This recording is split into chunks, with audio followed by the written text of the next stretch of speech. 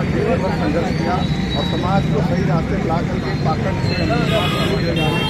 उन्होंने पूरा जीवन भर संघर्ष किया और लोगों को संदेश देते रहे। अगर संत रविदास जी की शिक्षाओं को ग्रहण किया जाए तो आज ऐसे मौके पर मैं यही कहना चाहूँगा देश के लोगों के और सारे समाज के लोगों को कि संत रविदास जी की शिक्षाओं को ग्रहण करते हुए लोगों में पाखंड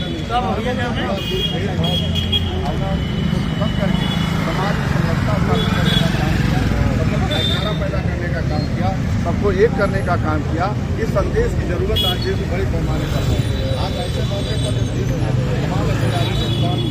लोग जो देश को बांटने का काम कर रहे हैं, समाज को बांटने का काम कर रहे हैं, जातियों को लड़ाने का काम कर रहे हैं, धर्म को धर्म के साथ लड़ाने का काम कर रहे हैं, ऐसे समय में संत रविदास जी का प्रेरणा, उनकी जो शिक्षाएं हैं बहुत ही अपरिहार्य हो जाती है, बहुत ही प्रासंगिक हो जाती है। ऐसे समय में उनका शिक्षा लेकर के और उनसे प्रेरणा लेकर के देश की सरकारों को भी, शासन के लोगों को भी और अन्य समाज के लोगों को भी सबको उनकी शिक्षाओं को ग्रहण करके समाज को एक रास्ते में आने की काम जरूरत है। यह आज ऐसे मौके पर हम लोग शपथ लेते हैं और प्रेरणा लेते हैं कि संत रविदास की शिक्षाओं को गांव-गांव तक पहुंचा के समाज में भाईचारा और समरसता बनाने का प्रयास करेंगे।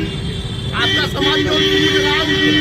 मान नहीं रहा है? नहीं, हमारा समाज मान भी रहा है और उनको पूज भी रहा है, उनको संत के रूप में पूजता भी है और उनकी शिक्षाओं को मान भी रहा है। और यही वजह है कि आज जो समाज हमारा है, खासकर जिस समाज से मैं ताल्लुक रखता हूँ, वो समाज उनकी शिक्षाओं को लेकर बाबा साहब परम पूज्य बाबा साहब डॉक्टर भीमराव अम्बेडकर की शिक्षाओं को लेकर के वो शिक्षा के क्षेत्र में और समाज के क्षेत्र में आगे बढ़ने का काम कर रहा है। यही वजह है इन महापुरुषों से प्रेरणा लेकर के हमारे नेता जिसके हम अनुयायी हैं, जिसके हम सदस्य बहुजन समाज पार्टी के, हमारी नेता भी इन्हीं तमाम महापुरुषों से शिक्षा लेकर के वो अपनी सरकार में उनके नाम पर तमाम योजनाएं चलाई, सरकार में तमाम संस्थाओं का निर्माण किया और उन्होंने